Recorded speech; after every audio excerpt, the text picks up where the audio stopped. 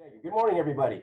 I'd like to mention a few things before I formally introduce my pal, Mike Stigers. I've been personally involved with CCEJ for over 15 years and truly believe in their mission to eliminate bias, bigotry, racism, not only in the grocery industry, but everywhere it exists. In the wake of civil unrest last summer, the members of CCEJ's Food and Beverage Dinner Committee felt a strong need for CCEJ to host conversations in and about equity and inclusion to give us all an opportunity to voice how we were feeling in the middle of the pandemic and in the civil unrest across our country. This year, after some of the smoke has settled, the CCEJ has worked hard to put together a great diversity and inclusion conference featuring several dynamic keynote speakers, including Mike Stigers from Cub Foods and UNFI. After our keynote conversations today, the CCEJ has arranged for all of us to be part of a diversity workshop, and I strongly encourage everybody to stay on the call and participate in the workshops that follow today.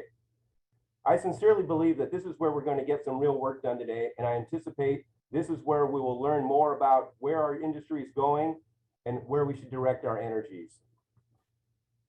All right, now on to Mike. So I'm fasten your seatbelts because this guy's got a history behind him. Mike Stigers began his grocery career nearly 50 years ago as a part-time courtesy clerk at Safeway. It sounds like a lot of us out there. Mike was with Safeway for 14 years and had several managerial positions before joining John's Markets in Los Angeles. In 1999, Mike joined PW Supermarkets as the Director of Operations. Mike was promoted several times while at PW and ultimately became Chief Executive Officer before he transitioned to President of SuperValue's Shaw Star Markets in New England. In 2013, Mike went to lead SuperValue's Northern Regions in Hopkins, Minnesota, and was named President of Cub Foods in March 2014. 2 years later, Mike was promoted to Executive Vice President of SuperValue Wholesale and Supply Chain Services, serving 3 years in that role until SuperValue was purchased by UNFI. Mike was then named Executive Vice President of SuperValue's Fresh Division in 2019, in addition to being named CEO of Cub Foods. During his career, Mike has been active in many trade associations, including CGA. Mike is a past president of the Western Association of Food Chains and the current chairman for the NGA, National Grocers Association. In addition to his leadership roles at Cubs, Mike also serves as a professor at USC, Southern California Marshall School of Business in the Food Industry Management program. Mike has a Bachelor's of Science degree in Applied Economics from the University of San Francisco, and as well as a Master's of Science in the Food Industry Leadership from University of Southern California. It's a lot to say, Mike. With all this going on, Mike has somehow managed to stay married to his beautiful wife, Renee. Mike and Renee have two great grown children, Brandon and Brittany. Brandon is recently married to the love of his life, Katrina. Mike and Renee can't wait to have grandkids, but are both very happy to report that they have a brand new grand puppy in hopes that this will become a natural progression to grandkids. On a personal note, I met Mike Stigers through the WAC Board of Directors almost 8 years ago, and I knew from day one that Mike was a man of integrity and hard work. Mike has always gone out of his way to make me feel special, talk to me, work with me, share stories with me, and ultimately mentor me to be a better employee and a better human being. I really don't know how Mike gets all this done with his work and still manage to balance such a great home life. I've never had the good fortune of working with Mike, but I've stood back and watched how Mike leads and manages his teams. Whether Mike knows it or not, he's been a major influence in my life and a great mentor. With all that, I'd like to introduce my great friend, Mike Stigers. Take it away, Mike. Pat, thank you very much. Very, very kind introduction, and back to you, Pat. You're every bit of what you said I am, but it's hard to, it really is hard. I think the hardest part of giving any presentation is the introductions, because so many of us just are humble servants and work every day to take care of our teammates, to take care of each other, and to make sure we all are better people. And it's hard to hear that about yourself, but Pat, thank you so much for that. And Sabrina, what an awesome presentation you did on behalf of Bob. All of us, miss him greatly. And I never really worked with him. I met him when I was already in Northern California, but every WFC conference, it wasn't a conference if we didn't spend about a half hour just catching up and talking to each other. And it's just like the first time I saw him, the first 5 minutes, it was like we just spoke to each other yesterday. So and that's like so many of us in this industry. So on behalf of my 10,000 colleagues at Cub Foods and Shoppers Foods, it's really, truly an honor and pleasure to be here today. We're very proud of the work that we do for the communities that we serve. We're very proud to be part of the food industry that serves so many communities throughout this great country. And we do it humbly. And it's truly an honor for me to be here to represent each and every single one of my teammates. I'm really looking forward to spending some time with each of you today. So with that, Reena, let's get to work. And the reason I'm able to do all this is because I have Renee as my best friend and my wife, because she is a true saint. She puts up with everything. And I know for those of you who know Renee, she sends her love and her well wishes to you and your family as well. Thanks so much, Mike. Again, thank you for being with us. We are really, really excited to hear all of the great information that you're going to share with us. And Pat and Bristol Farms, thank you for all you've done to support CCEJ. Your leadership is also so incredible, and want you to know that it is not unnoticed. So thank you all. Mike, I am thrilled to start talking with you a little bit about this past year. As we've mentioned, the civil unrest, we all know the civil unrest that happened this past year. You were really in the epicenter of it in Minneapolis after George Floyd's death, and for months after. Your community you dealt with so much. There was so much tension, so much infighting internally. There were emotions that were all at different levels. And certainly I can empathize with it being in St. Louis after Michael Brown's death. And Yeah. so hearing those sirens and feeling the just intensity of a community is really difficult. And so I'm curious if you could just start sharing with us a little bit of what was it like for you this past year, starting June of 2020 to right now?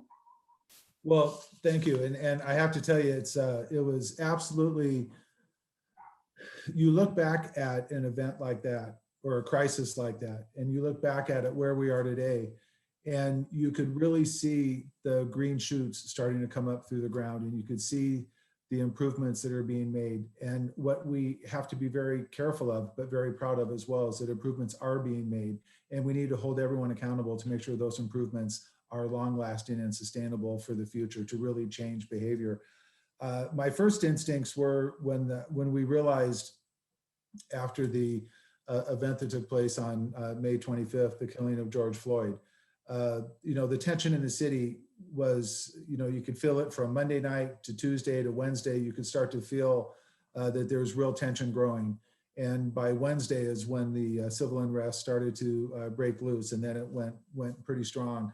My first instincts were, because I grew up in Los Angeles, I was in Los Angeles for the Rodney King riots, and I was a district manager for John's Market at the time. And I thought, okay, we've been through this before, we know what to do. And the first thing we did was make sure that each of our teammates are safe and accounted for in all of the areas that we operate. We had several stores completely destroyed or destroyed that we could not operate them for months. We had about 7 stores in what we call the Lake Street corridor that were in the height of the civil unrest area. So after we took care of each of our teammates and knew that they were safe, then we were able to take care of the buildings, take care of the properties, and how do we start really putting the company back together. But I think it's foundational for us in the grocery industry. Like I said before, we are all very, very much humble workers. The grocery industry is not easy, regardless what part of the business you're in, whether you're on the supply chain side or the vendor side or the retail operations side. There's a lot of work, and it's long hours, and it's 7 days a week. So we all go to work every day very humbly to take care of, each other and our communities. So one thing that really hit home right away was, as I recalled from the Rodney King, is that our stores are the center of the community. A grocery store is the center of the community. You look at food, water, shelter, the grocery industry provides 2 of the 3. And we need to immediately get food and water back into these areas that now were food deserts before, and now we're worse food deserts because there's no stores left. And so our first thought was, how soon can we get stores back into place? in the areas where we had lost 2 stores. These were in heavy food desert areas and also areas of heavy BIPOC population. So how do we take care of these communities? This is where the food insecurity through the pandemic was already at an all-time high. The pandemic comes in, it takes food insecurity to a 10-fold level. And now not only is there food insecurity, there's no grocery stores.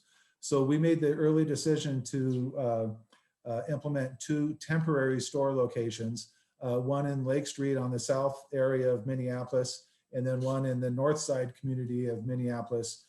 So we were able to open stores temporarily in temporary shelters as soon as we could. But that sounds easy, but to get that done, it took a lot of work with the community. It took a lot of work to work with Mayor Fry in the city of Minneapolis, the Chief Arredondo, the Chief of Police for the city of Minneapolis, and to reach out to all the different community relationships that we've earned and that we have. How could we support you? How immediately can we get food going? So before we could get the temporary stores built, Carrie Higgs, our Director of Communications, who manages our community relations, literally within 72 hours had stations set up in parking lots where food donations were being made, and we were able to distribute food out to the communities as quickly as possible for all those households that needed the food. So through that, you have the business relationships that we're doing. We're putting, we're building a store, it's temporary structure. We were able to open them within 2 weeks, thank goodness, one right after another. But then how do we keep our teammates safe? And how do we continue to work in an environment where trust was very well thrown out the window? And we had to earn trust back, and we had to earn trust with the city and earn trust with the police. And one thing that is, we all know, unfortunately, is that at a state of an emergency like that, the police agencies become overwhelmed, and you really are on your own. And you have to reach out to good agencies that we have. We have a very strong security intelligence relationship with a company called Roads and Security. We implemented them 7 days a week, 24 hours a day. And they were able to give us intelligence over what's going on the street and what's going on through the internet, what's going through on all the social media points. So we were able to keep our stores very safe and our teammates very safe through all of that. But also you're on the streets, right? We serve people on the streets every single day. So you could just feel the tension. You could feel when communities needed to talk, when people needed to talk about what they feel, how their feelings were. And these weren't just feelings of what took place over the last 24, 48, or 72 hours. It's feelings they've had for decades that were all coming out. And they were sharing those feelings with us as their grocer. And our job was to listen. And as I always say, God gave us 2 ears and 1 mouth. And if we use them in that order, we're in pretty good shape to listen twice and speak once. And really, really be understanding the emotion that everyone had was raw and it was real. And we had to address it more than ever. Thank you, Mike. And that was exactly where I wanted to go next. Can you talk a little bit personally what it was like to hear some of these stories? So certainly you described the sort of human basic needs that people had, and Cub Foods was able to really service those, right? But what about the societal need, right? For inclusion, for equity, for justice, some of these really kind of more intense issues that for some of us, if you don't work at CCJ, maybe you're not talking about every day, right? You're not reading, writing, listening to this because this isn't part of your kind of daily routine. Can you talk a little bit about what it was like for you to hear some of these stories? Well, what was really emotional or important to hit on all of us was not only are we hearing these, but the communities at large. If you look back over the last 1.5 years, 2 years, businesses are being asked to make statements about events such as diversity, equity, inclusion. And what is your thoughts on transgender restrooms? And what's your thoughts on all these things? And make public statements that we've never had to do before. Before, those were just policies that we had, and the business kind of stayed out of the fray and we just did our thing. Well, now people, rightfully so, want to know where you as a brand stand on these issues and on these topics. And a lot of folks are saying, you can't say this, you can't say that. And I say nonsense to that. I firmly believe that if you're honest and transparency and you're transparent in your thoughts and your actions, and you speak from your heart and you speak from consistency, that if you truly are hearing and listening to what your community needs, and if you truly are going to be a servant of that community, and if you're going to open a grocery store in that community and make profit from that community, you need to serve, listen, and be part of that community. So from that, it was, no one was asking anything other than to be treated fairly, to have a place in line, that their voice matters, that their opinion matters, that their being matters, and that they matter. And it was so, some of it was just a natural reaction, especially during a COVID, we're all still wearing face masks and we're all trying to socially distance. Usually where you go up and hug someone, you're doing the face bump or the elbow bump, or you do something, but it was just through actions, we were able to demonstrate that we hear what has happened in the past. And while there's no blame to be issued, it's how do we take it from here? And how do we really improve? And what does this store mean for you? And some of the most heartfelt sessions I had when I had just really listening meetings with, I got community leaders together up in the north side of Minneapolis, which the history of that north side is absolutely incredible. When you stop to think about how did the north side get separated, and how did they feel, why do the residents of the north side of Minneapolis feel so separated? And you go back 100 years to certain municipal policies and state laws that were passed about home ownership and how you could pass home ownership, and just things that you just can't believe took place. That is why we have the situation we have. So hearing all of this was just amazing. But to sit down with community leaders and community activists and school board members and city council members, and just ask and say, we're going to rebuild this store. We're not going to cut and run. Here's the temporary store until we could build a new one. But what do you want your store to look like? What would you like in it? Tell me what's important to you. Tell me what's important as we rebuild this store as your community supermarket. What does that mean to you? And we also put in a community room, which is something we'll speak about a little bit later. But what are the needs? And then I would just listen. Me and the team, we would just listen to what the community was saying. And they would, a couple of times at the end of these sessions, they say, Mike, you're not saying a whole lot, or your team's not saying a whole lot. I go, 2 ears, 1 mouth, we're listening. Now I have to go back to merchandising and say, hey, here's what we need. We've got to make sure we've got this, we've got that. And that the deli represents the community hot food, and that the bakery represents what the community needs. And that we have all the different needs. Forget what's on our planograms, forget what's easy for a merch to say, this is what Cub stands for. We all know what Cub stands for. It's Cub in the community. Let's live in the community.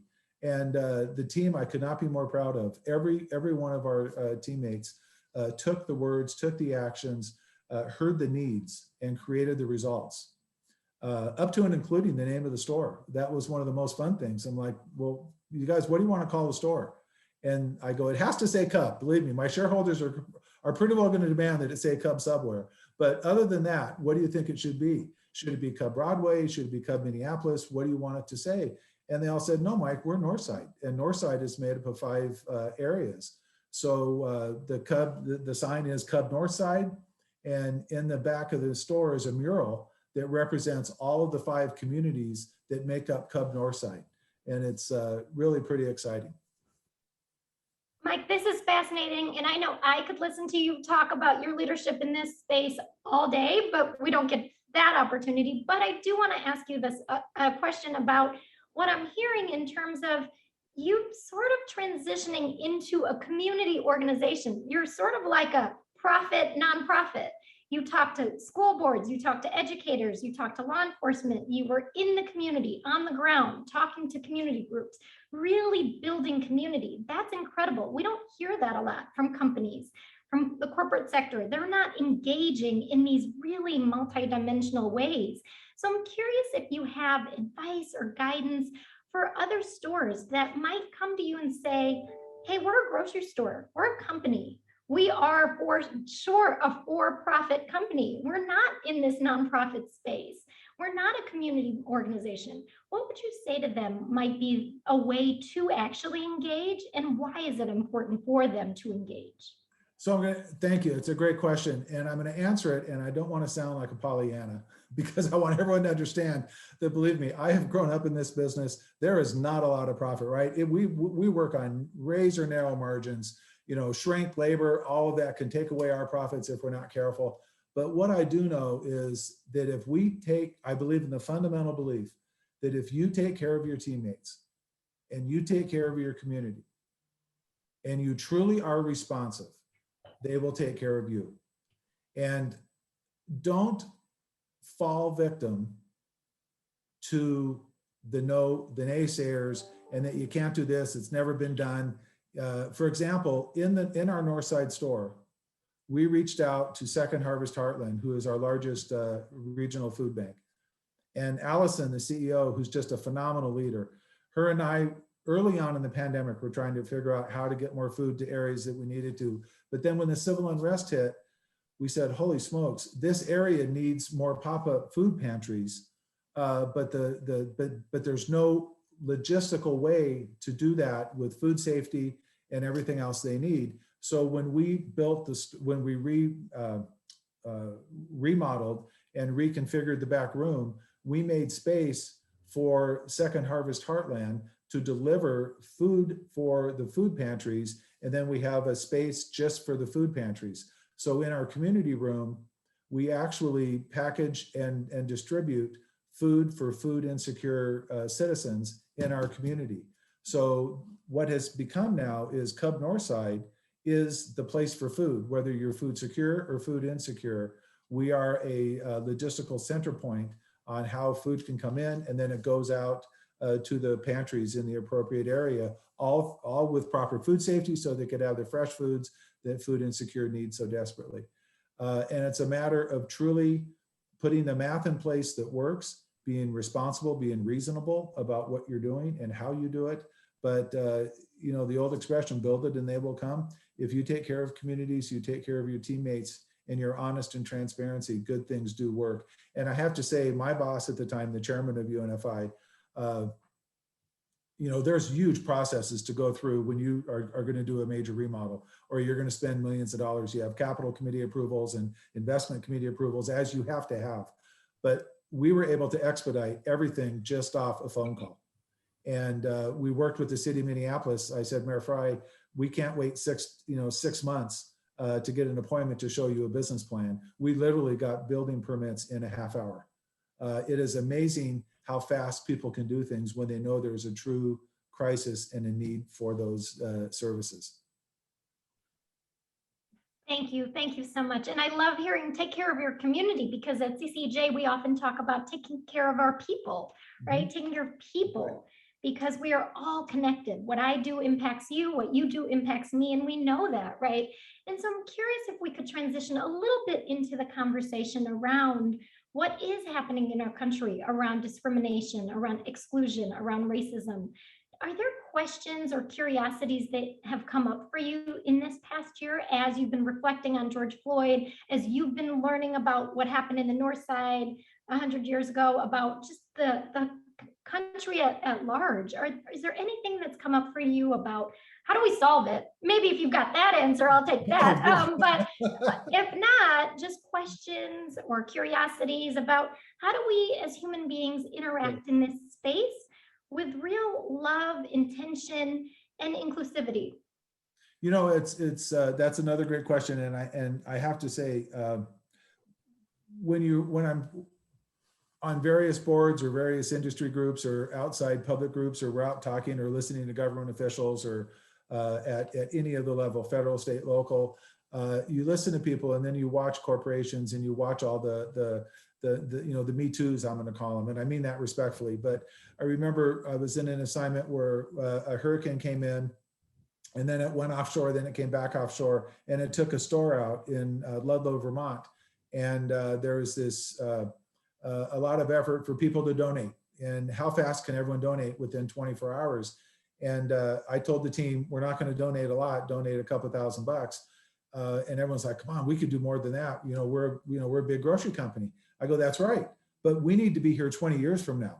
When everyone else comes and writes their check, which we so desperately need and we want, we need to understand that in the grocery industry, that store is going to be here to serve that community. Hopefully that store will be here to serve that community. So we need to ration our cash, if you will. And by that, I mean, and to turn that example into your question is, it goes back to transparency. It's, diversity, equity, and inclusion. And, we all know, we should all know that a diverse company is a more profitable company. A diverse community is a more growing company, community. And the most important part of diversity, equity, inclusion, in my view, respectfully, is the inclusion part. Because I could go through the checkbook or the checklist and say, yes, we have diversity, yes, we have equity. But if everyone on the team doesn't feel equal and included to come and have and share a conversation and to be part of the decision making and to be part of the implementation, then it's hollow words. So it's truly the action of inclusion that makes diversity and equity, in my view, so strong and so important. I look at our workforce now, and no kidding, there's, we all understand there's a labor shortage and all of this. But, I have to say, I'm really proud that while we have openings in all of our stores, we're not shutting down early. We're not closing service departments. We're working with our teammates. We're really understanding what they need and how we can be flexible to make things work. But to have diverse teammates come in and to just look at them, and I go into a store. I was out in the stores last weekend, and I met a brand new courtesy clerk, 16 years old on our clean team. And it was fun because I looked at the store manager and I said, which one of those 16-year-olds are going to be CEO 20 years from now? And in this industry, I was a courtesy clerk, and I'm very honored to be a CEO. So you look at the equity, the diversity, and the inclusion, it needs to be second nature to all of us, and it needs to be throughout the country. And for those of us that have had the privilege of being responsible for a country, a company that serves the whole country, when I would go from San Francisco to Alabama and back up to Boston and then back to Minneapolis within a week, I mean, holy smokes, talking about diversity and talking about different cultures and how do we bring everyone together and how do we take what each one of us do really well naturally and tie that in to become a single team and to become a single country is really what is so critical. So the work that CCEJ does is just absolutely amazing at such a fundamental stage. Thank you. And as you were talking, I was thinking about that 16-year-old, right, who's hopefully one day going to become the CEO. How do you feel about mentoring? And when in your leadership have you been able to do that so that you've been able to maybe mentor someone who maybe didn't have the soft skills or the exposure to business practices? What have you done in that space, and how important do you think it is? Absolutely critical. It's absolutely critical for each of us in leadership to be, if you're truly a humble servant, you will mentor without even realize you're mentoring. And I firmly believe that. One of the things that I've been able to do, and I'm very proud of, is that we continue to eliminate the glass ceiling of education. When we hear of glass ceiling, it usually is to race or ethnicity or to sex or gender. But when you look at the glass ceiling of education, so many of us have put ourselves there. And the ability through the work that that the industry has done through Western Association of Food Chains, through the Retail Management Certificate Program and the various educational programs that we have to allow the gift of education you enter a teammate into the Retail Management Certificate Program, whether they're a 40-year-old meat cutter or a 25-year-old grocery clerk, and they take a class and they stand a little bit taller. And then they finish their second class and their third class, and they stand taller, they have more confidence in their voice, their home life is becoming more productive for them, their work life is becoming better for them, and it's a way to really start through education how we can really raise the bar and raise the water in so many of our industries. But truly, I was out here again out in the stores, and 2 store managers told me last week that they're now enrolled to finish their undergraduate programs through 2 programs that we have through the WFC. and employees tell me that they graduated the retail management certificate program. It's just the continual mentoring of 2 ears, 1 mouth, be fair, let's treat everyone the way we want to. And I mean this very sincerely. And here again, this doesn't mean to sound as sappy as it could be, but to have each other's back. And that doesn't mean that we allow anything to go on. We have high standards. I have very high standards. Everyone who works with me know that we hit standards, we hit our numbers. We're a very productive, profitable grocery company. And that's what gives us the ability to turn around and do so much for our communities. But having high standards means we have each other's back. When people need help, we're there for them. When people make honest mistakes, we're there for them. We're not sending them to IR to see how fast we could write them up or suspend them or do whatever. We truly reach out and give people every opportunity possible to succeed and not make the same mistake twice. And then how we sustain that business going forward. But the other most important part is that we mentor the communities. And now I think those of us in leadership have the opportunity to reach out to the communities, because what's happening now, Cub has become Sweden, if you will, with our Northside Community Center, where other groups are coming in saying, how do we help? How do we do this? And what we're starting to see is sometimes all the advocacy organizations kind of collide with each other. And so we're kind of saying, okay, well, we could, there's plenty of room to all work together and we're all going to get the credit for it. And that's how it works is no one person, no one company, no one agency is going to get the credit, because we're all going to improve the community together. Just incredible. I'm just smiling, Mike. Thank you. Thank you. Thank you. I love hearing all of this. I just want to ask you one last question before we get to bring on Phil and Hee-Sook for some reflections. You have been through a lot. This year has been quite tremendous. And so in the context of inclusion and equity, what are you hopeful for in the next couple of years? I am hopeful that when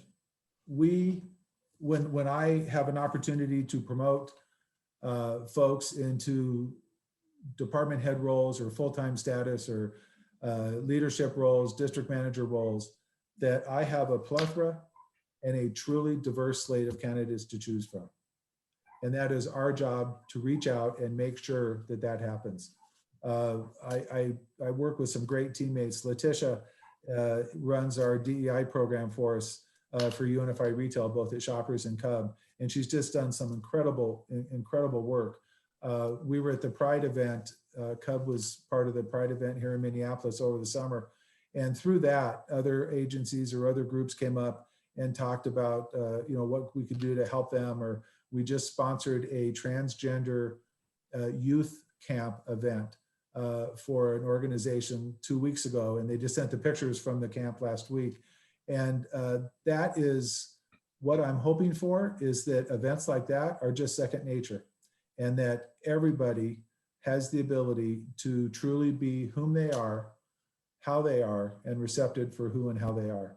And that's what our objectives are. And I know that sounds very lofty, and I know it sounds very group huggish and all that, but if we don't start, we'll never get there. Mike, thank you so much. And when you retire, if you want my job, you are welcome to have it. I have a couple board members on the call today. I think they would hire you in a heartbeat to run CCEJ. But thank you so much. Any last kind of thoughts, comments? I know you have a lot going on also with your thesis, being a leader in so many different spaces. Is there anything else that you're working on, or anything else you want to share with the group today?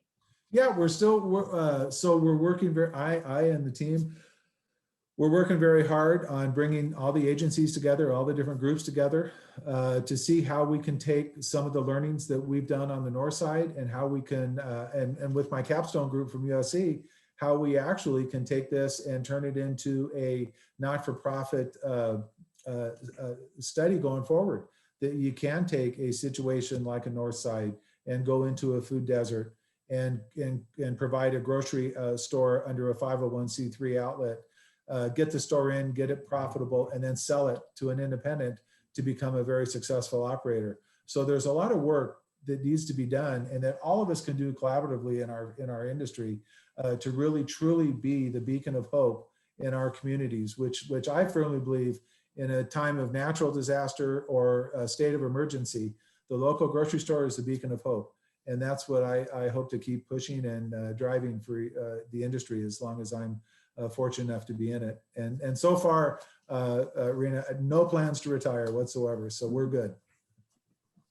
Okay, so I'll keep my job, you keep yours, we're all good. Absolutely, absolutely. All right. Thank you, Mike. This has been just such a joy, a beautiful way to start the morning. Thank you for your wisdom, for your guidance, all your thoughts, and for your leadership in a very difficult time in our country. So thank you. We appreciate you.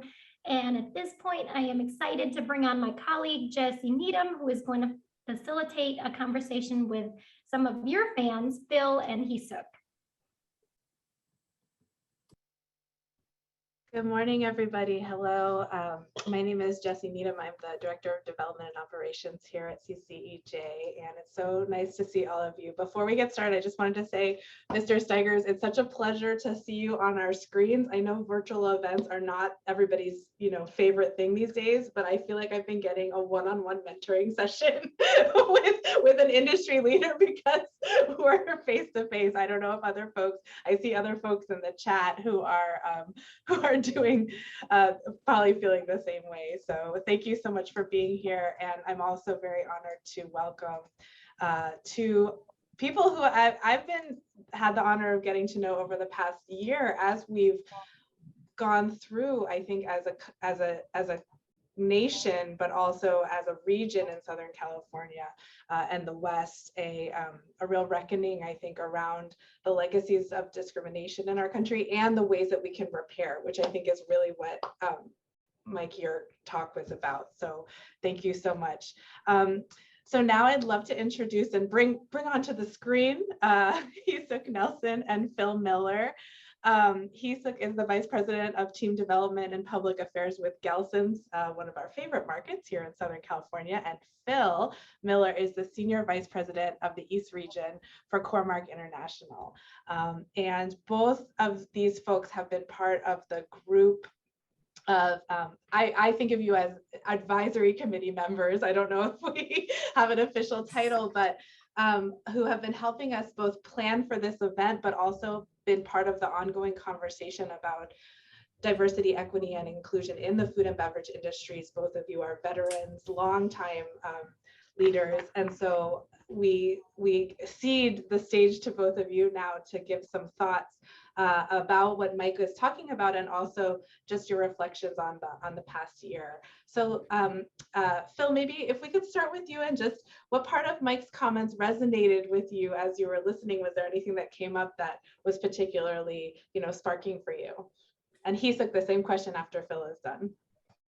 Well, thank you very much, Jessy. And Hee-Sook, appreciate spending a few moments with you. In reflection, I know that we were concerned around the amount of time that this is going to take on everybody's calendar, but after listening to Mike, I think everybody would probably agree. We could spend another hour just listening to him. And I'm sure I speak for a number of people that have known Mike for a while. I've had the pleasure, my family and I have had the pleasure of knowing Mike and Renee for over 12 years, and he embodies every aspect of what you all heard. Graciousness and servant leadership is at the core of who he is as a person, as well as a leader in our industry. So just really happy to be a part of this process here with you all.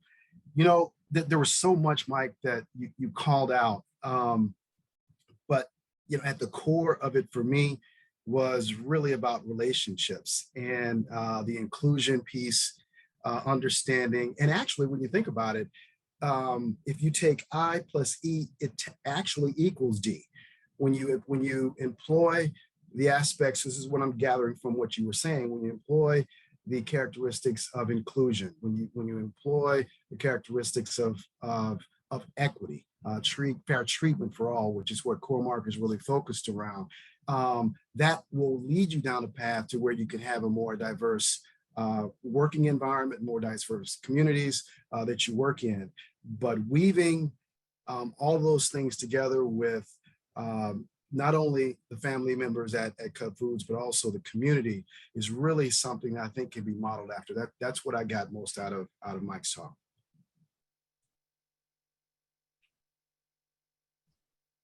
And Jessy, you know, I don't typically go in front of women. Let's So I invite thought, Hee-Sook in. you know, Hee-Sook, what about you? We'll go together. We'll go at the same. We'll go in the same. The best part about Zoom is you're both on my screens at exactly the same time. Hee-Sook, what about you? I saw you super active in the chat, so I want to hear what you were thinking. I just, Mike's talk just, I mean, it just took my breath away because he lives and breathes it, and he's a leader of a company that is passing it down to everyone. And I also wrote down relationships. I think it's not just about, he has relationships from top to the bottom in community. And he said two things: center of community and beacon of hope. And the fact that he really believes it, that he didn't, the commonality that we have, he said about food, water, and shelter. And we provide two of those things to our community. And the fact that he actually made his stores the center of community and actually lives and breathes and built all those relationships. I mean, it just gives me so much hope that there is a leader who gets it. And then the other thing was, he talked about his employees, that they are the reason why they exist. And you have to appreciate everybody. And a leader that really believes that and breathes it and knows that that is how you are successful with all the people that make up your community inside your company is that just really resonated with me. I mean, there's so many things I can say, but I'll say the relationships part is really important. Also, I wrote that down as well.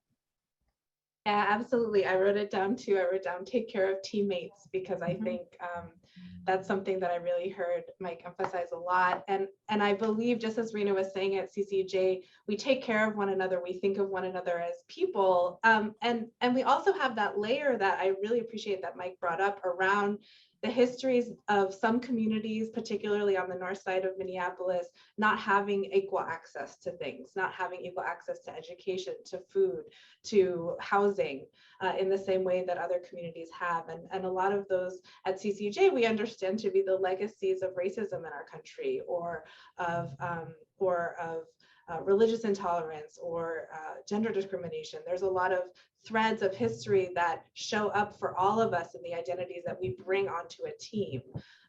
And so as both of you are working in the field of DEI within your own companies, but also within the larger food industry, which in some ways is the great equalizer, we all eat food, right? We're all human beings, we all need to eat food. What are some of the pieces around DEI that you think are important for the food and beverage industry to embrace when we think about that, both within and outside of our companies? I really think that after this whole civil unrest, I mean, something that resonated with me is when we were boarding up stores, one of the employees said, why don't we talk about why we're boarding up stores? Why are we just boarding up stores? Why aren't we talking about it?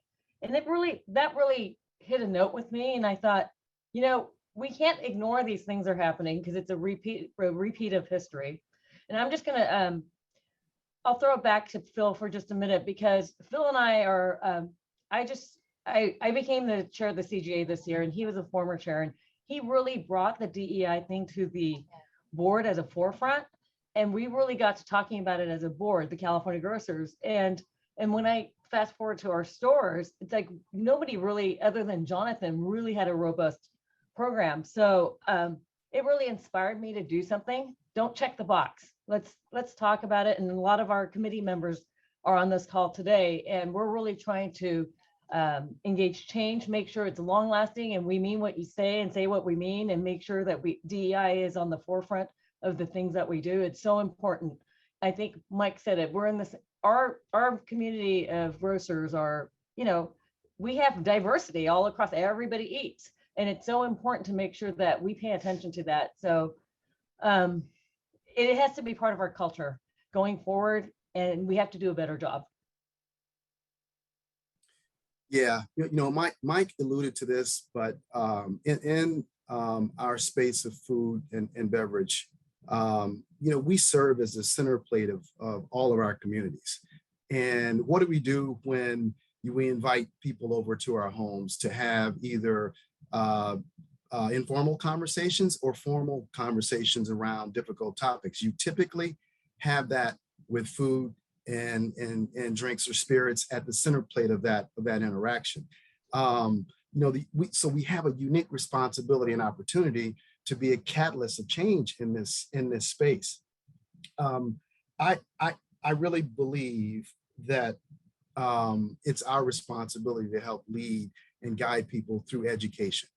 Mike talked about this as well, listening and learning. Cormark, we're going through a series of listening and learning sessions. My former company, CNS Wholesale Grocers, same situation.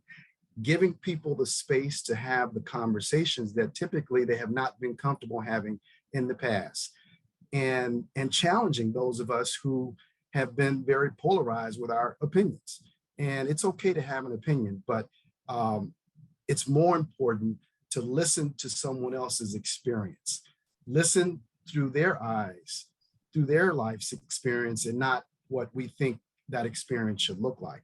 I think that's what Mike pointed out in terms of listening with the community in the North Side, and then reacting and looking at the response that's gotten. That's something that I really believe we can model in other communities that we serve across the country. Yeah, and listening to both of you, I think the strands that I'm hearing around making sure that DEI and thinking about having an inclusive environment where everyone can show up in their full self being something that we do throughout the year, throughout our entire careers, rather than go to that one and done workshop piece that you've been talking about. And at the same time, to your point, Phil, thinking about how do we have beyond like the training workshop, which hopefully folks on the call will stay and go into the area of interest that they have this morning. But beyond that, what do you think are some of the qualities that we can foster within ourselves to be ready to have these challenging conversations? What has been effective in both of the environments that you work in when there have been sensitive topics? Mike talked about how companies are being asked to make statements, and yes, it's important to make those grand statements, but the culture of inclusion really starts with whether or not team members can talk to one another about things that maybe, as you said, Phil, are not regularly discussed because people are afraid of maybe sensitivities or offending one another.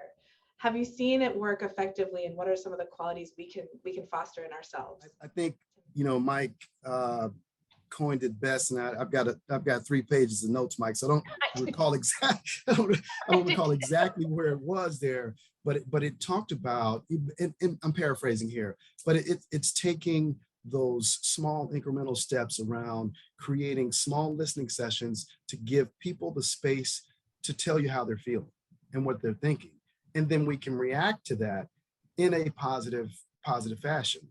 One of the things that I think drives our society apart so much is that we think that we've got all of these differences, and not recognizing that our differences are really what makes us collectively unique, and what makes organizations unique, what makes organizations successful. And finding a way to break that barrier and allowing all of us to be able to sit at one table collectively as one nation, as one company, as one society, as one community, and have conversations about what we're thinking, what we're feeling, and finding the commonality in that versus highlighting or amplifying the differences.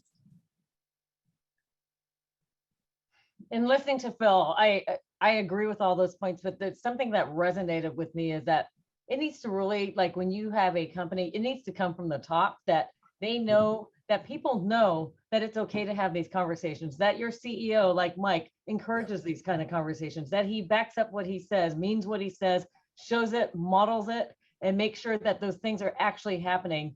Because I think we would want everyone to have encouragement to speak, but it's one thing to say it, it's another thing to model it.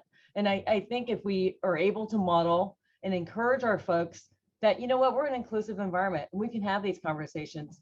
And starting with our DEI council, that, we're still in the beginnings of it.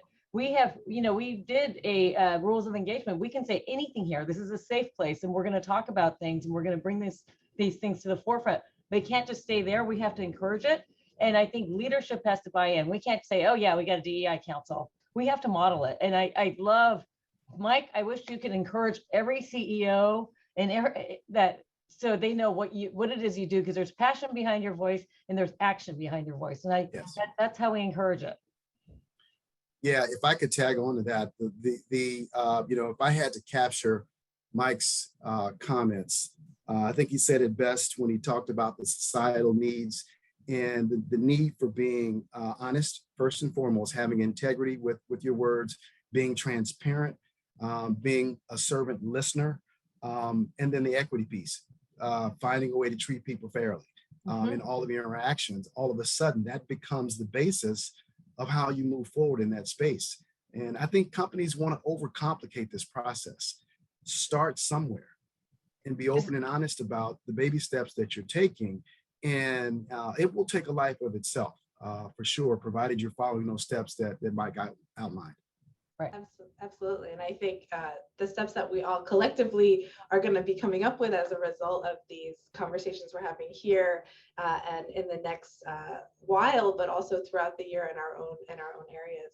And I would add, I think around the word courage comes to mind. I think the courage, we always hear courageous conversations, right? But really it is about having that courage to feel uncomfortable and still be in relationship with one another. For me, I know as a person of leadership in my own organization, I'm a white woman and we're talking a lot about race. And that's really important for me to show up authentically and possibly know that I'll be uncomfortable when we talk about it because of the ways that race and racism has evolved in the United States. So I appreciate hearing from both of you about the incremental steps. I do think it takes time and it's like building a muscle, right? You can work it out over time. Before we move everyone to workshops, I would love to hear your thoughts about what you're hopeful for the future. We met last time a little bit, it's been about a year since CCEJ convened the industry together for a conversation where we heard from other leaders about their immediate response to George Floyd's murder, and then also the things that happened that Mike gives us a window into what happened after, right? After everything fell away from the national news. I'm sure it was always on the mind in Minneapolis, but for a lot of us, we've now been more local. So Hee-Sook and Phil, what are the things that you're hopeful for either in the industry as a whole, in your own circles? When we get together again, hopefully next summer to do a temperature check, where are you hopeful to see progress? Hee-Sook, let's start with you. I hope that as we talk more about DEI and making sure that we are one community, that we have ambassadors that really take the charge and make sure that these conversations continue and that it's not a repeat of history every time. You know, I remember Rodney King also, and now we got George Floyd, and it's just a repeated history. I would love to see that cycle stop and that we would all be able to openly be proponents of making sure that we are inclusive and that we have those tough conversations and that we're not just here taking a workshop or being part of a council, but we're taking action. And I would love every company leader to take a class from Mike, because I mean, we need good role models. We really need good role models. I'm a huge fan. I mean, Mike, maybe I should do my capstone on how to sell that model for you, solve that problem. I'm in the class behind him for the master, so that's why. But I've seen what he done. I have seen the pictures. I've seen it come to life. I've seen how much work they did in such a short amount of time, and I was just, my breath was taken away by what they did. It almost brings tears to my eyes. It does bring tears. It's amazing. So I would hope that we make those community centers come to life, and that we are the beacon of hope. We are the center. We feed people, and that's the beautiful thing. That's our commonality. We feed everybody, not just certain kinds of people, but all kinds of people.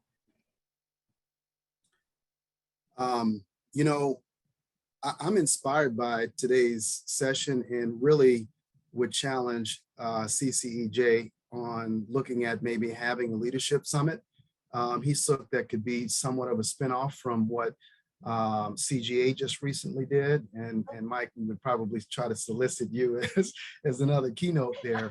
But you know, getting people in a room to have this conversation in a safe space where they can share the either premature or fully mature maturation of how companies have set this up, and Jonathan is a perfect person to help talk about that continuum.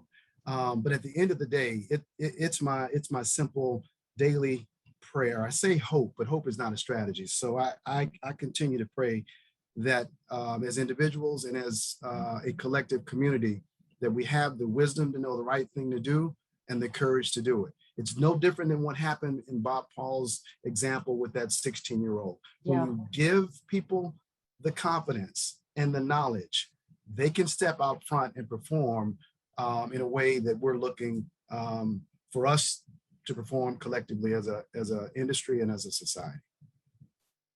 Absolutely. So I, unfortunately for all three of our speakers, I feel a little sad that we're on Zoom, but a lot of times we use ASL applause. So I encourage anyone who's on camera to give all three of our speakers applause, emojis. Please drop some fan notes in the chat. As we transition out of this really rich discussion, Hee-Sook and Phil, do you have anything else that you would like to add that's come up for you over our conversation, or any other, now that you have the floor, you have the Zoom floor, any final thoughts? I just wanted to say thank everybody here showed up. Thank you for showing up, and we need to keep showing up. Capturing this, just it feels like we need to walk away with being comfortable, being uncomfortable, if we are, with the topic, and having authentic, inclusive mindsets in everything that we do.